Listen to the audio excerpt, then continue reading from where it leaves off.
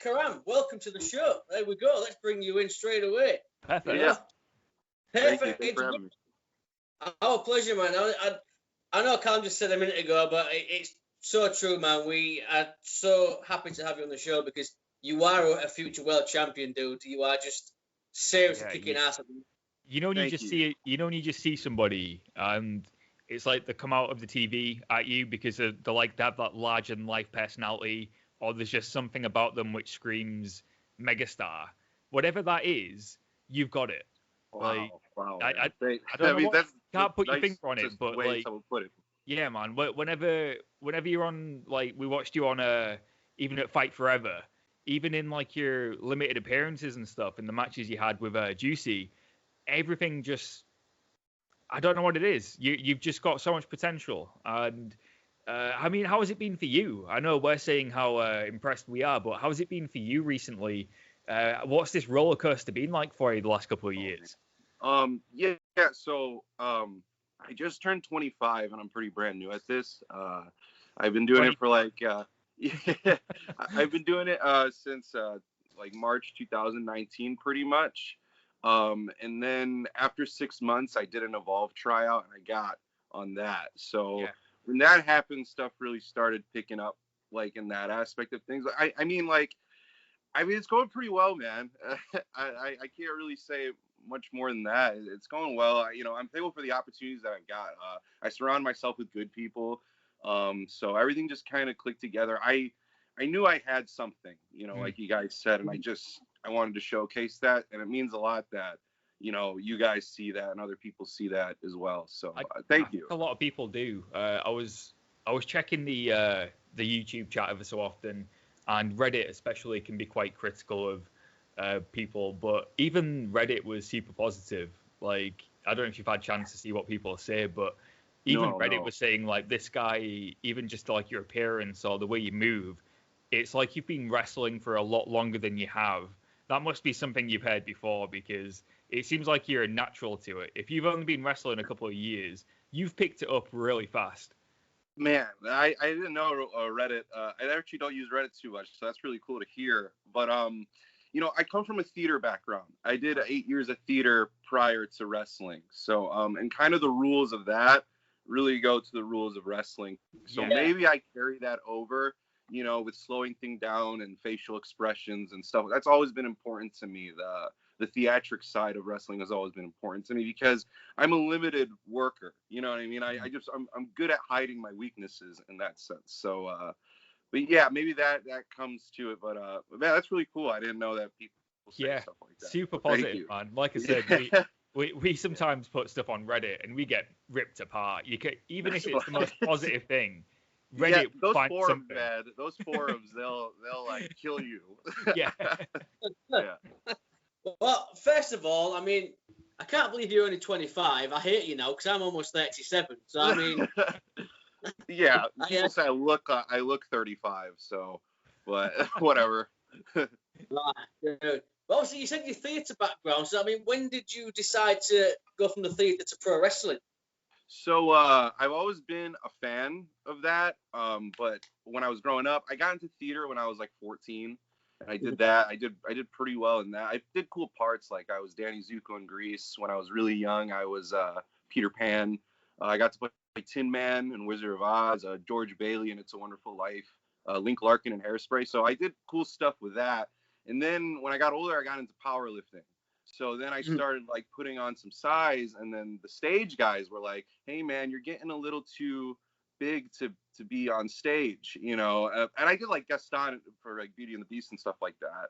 But those are like limited parts. So I was like, well, I don't want to get any smaller. So then I turned back into wrestling. I was like, oh, these guys are huge and they do what I do, so that's sweet. I'll try that. And then, but I've always been a fan growing up. Like I tried to look like Triple H and stuff like that. But yeah, that's pretty much how I got to it. So you got to play Gaston. Yeah.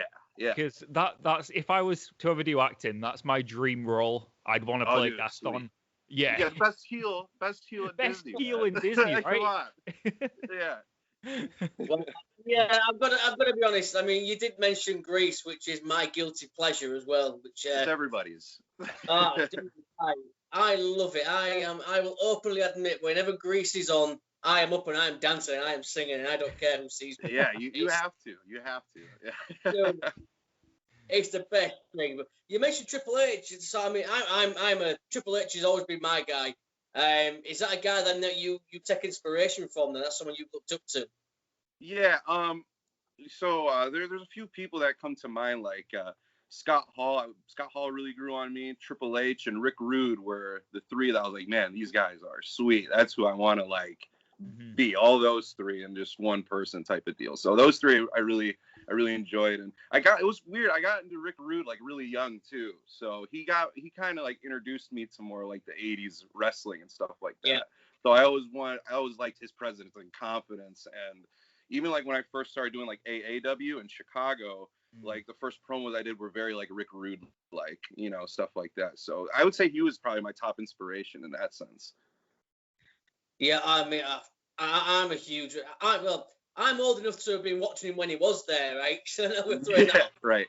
But I was just saying, dude, Rick Rude was a huge fan of Rick Rude. So talented. I don't think he gets the recognition he deserves still to this day. Yeah, no, he doesn't. I really do. But obviously we're in the middle of a pandemic. You've still been getting a chance to work. I mean, someone who's only been in the business a couple of years, how important's that been for you to still get these indie shows?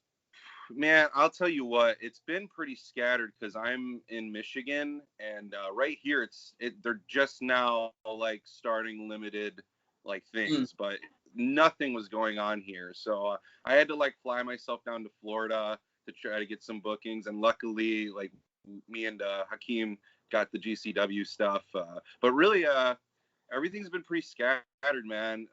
I'm thankful that I'm able to, you know, do it maybe twice a month or so, or 3 times a month. But man, I think I'm good in social media to make it look like I'm doing more than I am right now. But because things are not that good. But we're doing okay for what it is, you know, and I'm thankful for that. So I can't really complain too much because some people aren't doing it at all. Yeah, that's so true. We've spoken to, in the last year since the pandemic started, we've maybe done 200 plus interviews, and every single person has said, I just want to wrestle. Like, some people aren't training, some people haven't wrestled in a year, and it really sucks. But like, you know that when they get to wrestle again, it's going to mean the absolute world to them. Like, even just stepping in a ring again to train is going to be amazing to some people.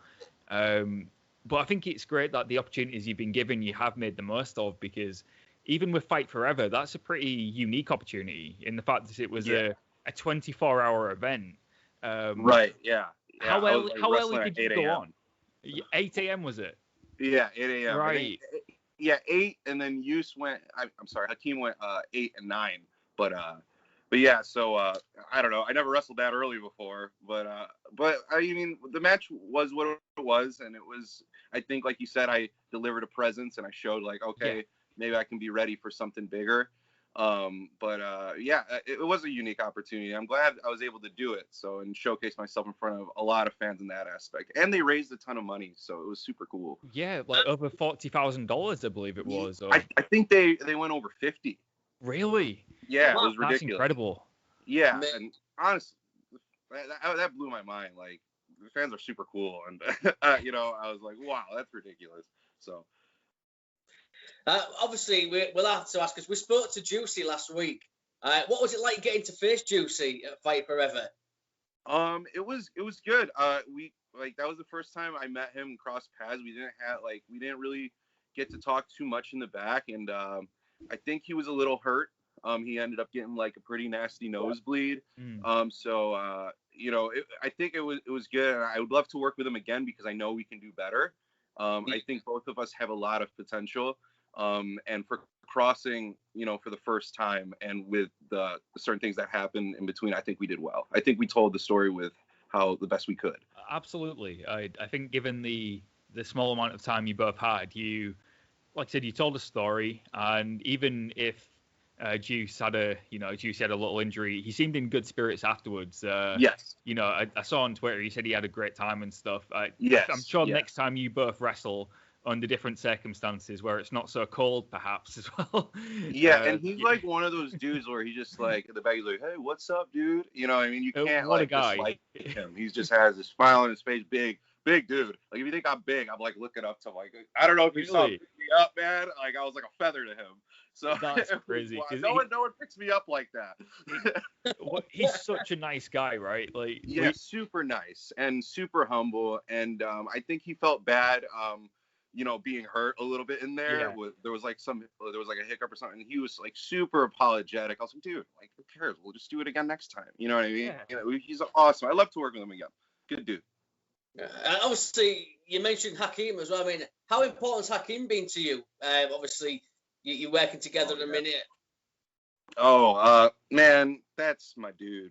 Like my brother. You know what I mean? Like him and Jake something and all those guys. They like took me under. Like really quick, they saw like what you guys saw in me, and man, I can't even begin to just say how thankful I am for that guy.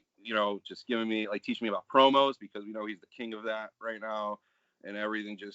And this is not even me being biased. Like I think he's the best in the scene. Like I do. I truly believe that.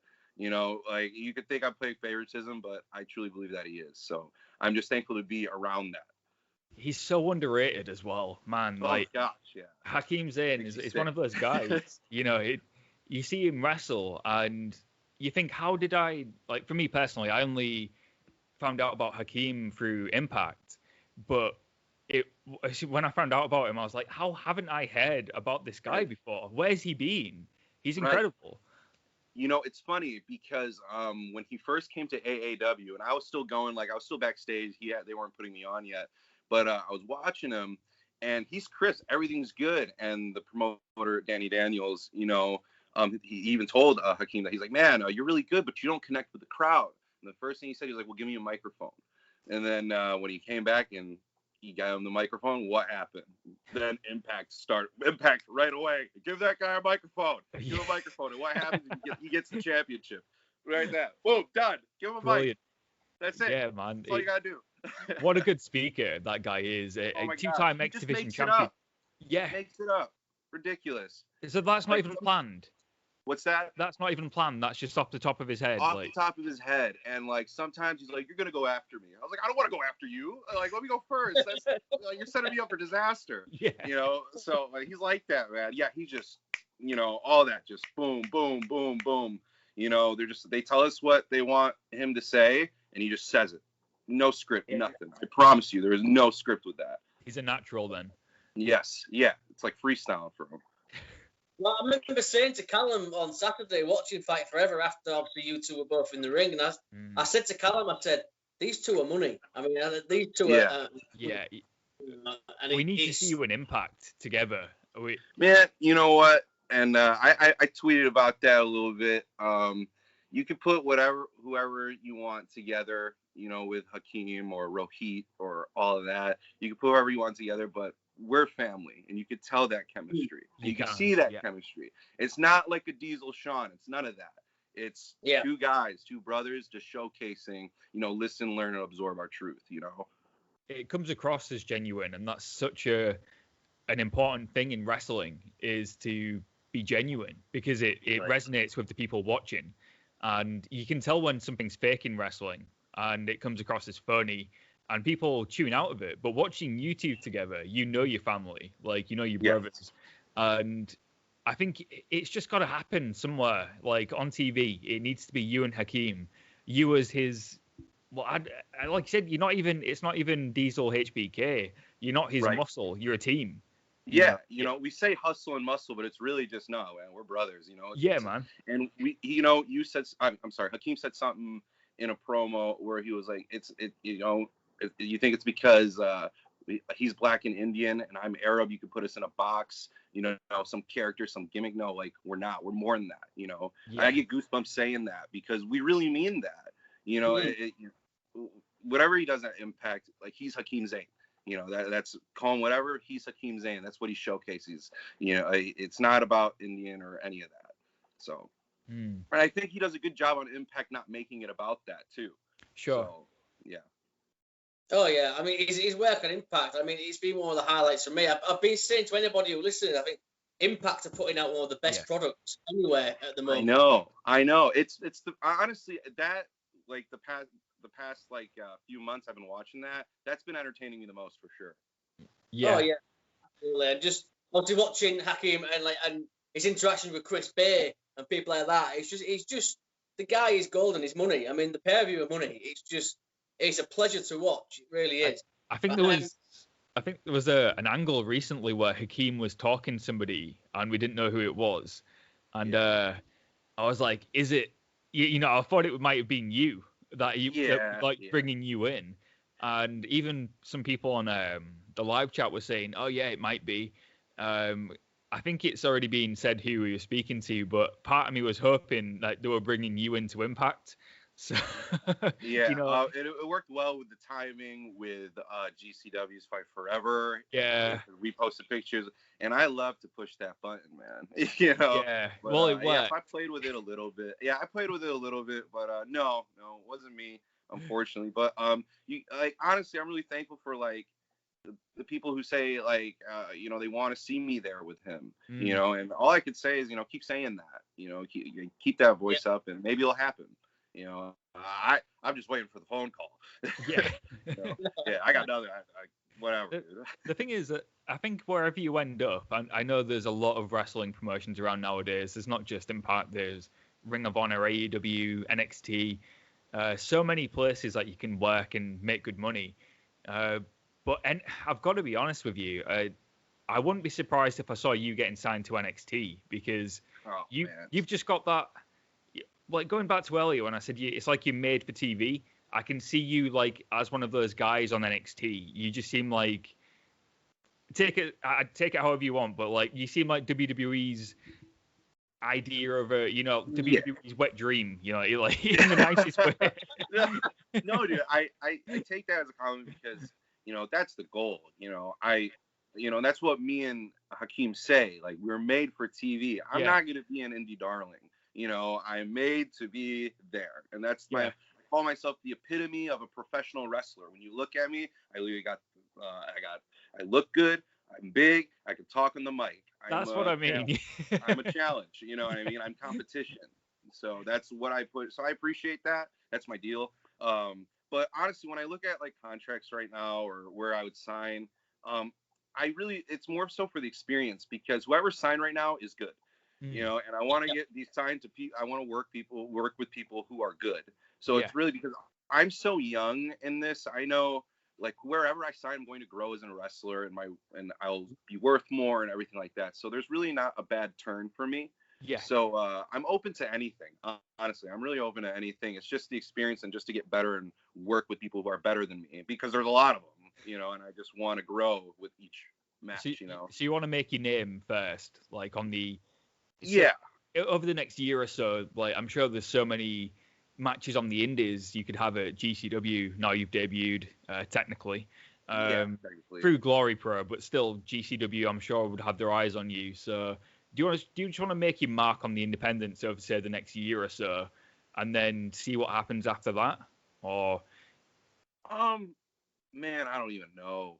It's hard to tell at the moment, isn't it? I know it's such a vague question. It's such a vague question at the moment because nobody really knows what's going on in the world. Yeah. It's hard to say what the next year is going to look like. I get that. Really? For real. I know you'll see me on Eddie Kingston's Grindhouse on the 20th of February. So you'll see me there, and I'm really looking forward to that one because maybe that could lead to something in that sense. But so that right now, like when I think goals like that, it's really okay. Well, I got this big show on the 20th, and that's what I'm going to focus on right now because if I do good there, something's going to open up. Like I don't making like the most of it. Exactly, man. I'm just one step at a time, and luckily everything's been good in every step. So. Yeah.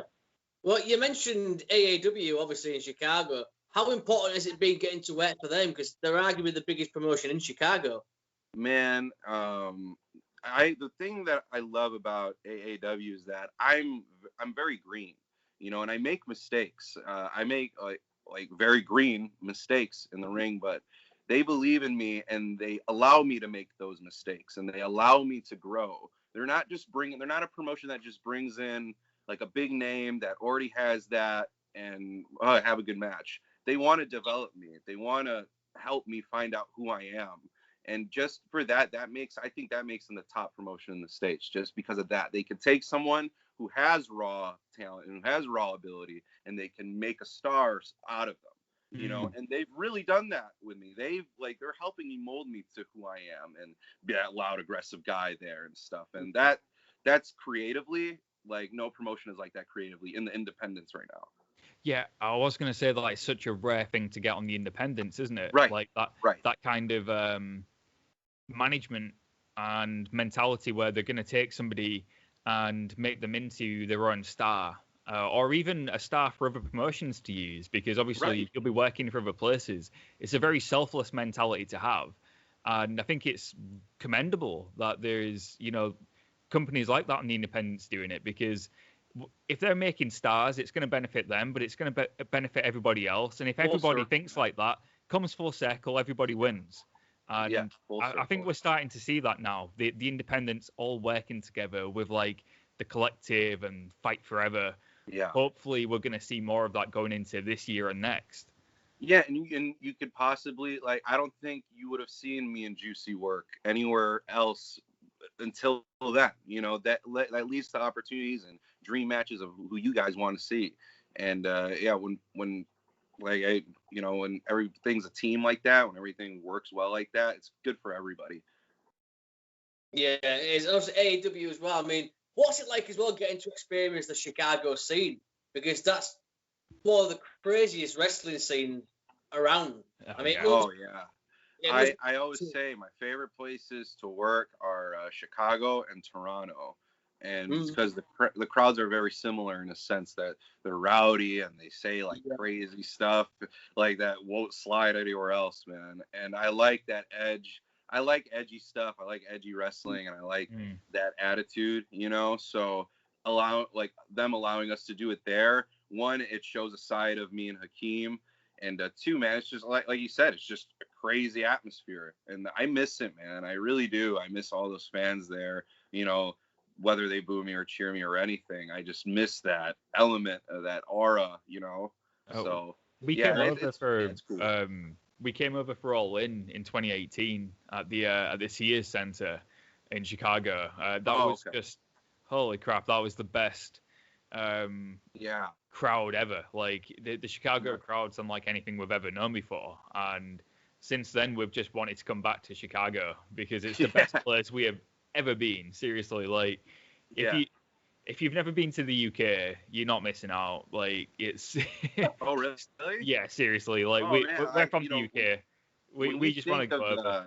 I'm sorry. What were you saying? We just want to live in Chicago. Sorry, like it's just the coolest fucking place on earth. That's funny, man. Because like when I think of UK, I'm like, oh, that's the wrestling scene. You know, like you're legit if you wrestle in the UK. You know, I mean, there's some truth to that, sure. Like we have really good promotions. We have really good wrestlers. Just as a country, it's a bit shit. Yeah.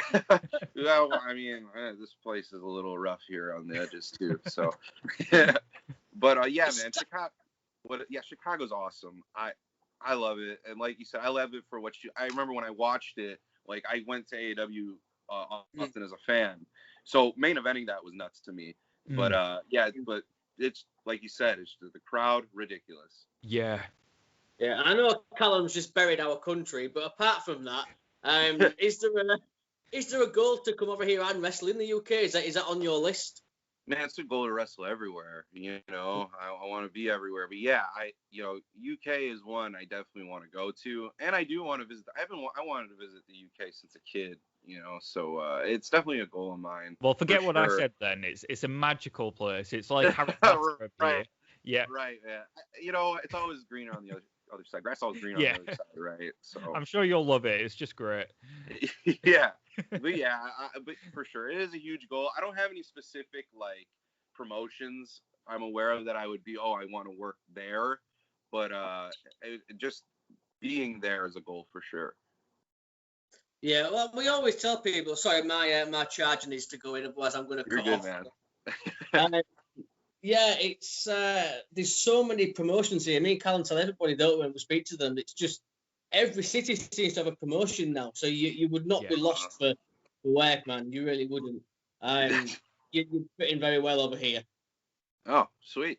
Thank you. Yeah, if you we were saying before, like, you've got that look. If you came over to the UK, you'd get booked based on just a picture of you. Seriously, people would eat that up. Yeah. Yeah, that's the goal, man. I'm a body guy. You know? Yeah, I'm about that look, man. You know, I know wrestling's different now, but I like that larger than life. You know, the glamorous tights. You know, being tall and big. Like, I'm into that, man. It's you know, why we all got into it. It's why we're all fans. There was always that one wrestler. For me, it was Shawn Michaels. He might have been one of the smaller guys, but he was larger than life. He had that presence about him where, even though he was only, 6'1", and I'd say only 6'1", right. But yeah, he was smaller for the time, but he came out of the TV, and I was hooked.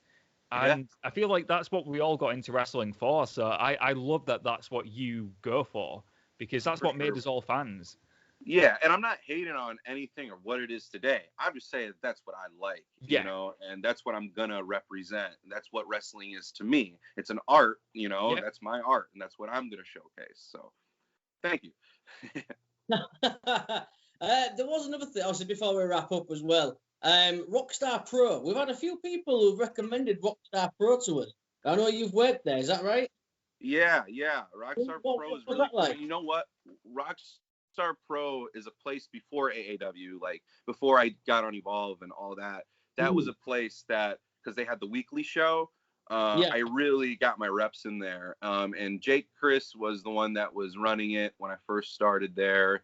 And, you know, he's helped me a ton too. So yeah, it's definitely a place that, you know, I don't know when they're going to run again, but it's definitely a place like you'll see some hidden gems there, you know, because you do get the people from the Midwest, everywhere from the Midwest, like Michigan, and you see my crew, like, that we're all from Michigan. There's a lot of good guys there, and they work their way down there. So if you ever look into that, for sure, you'll see something you'll like.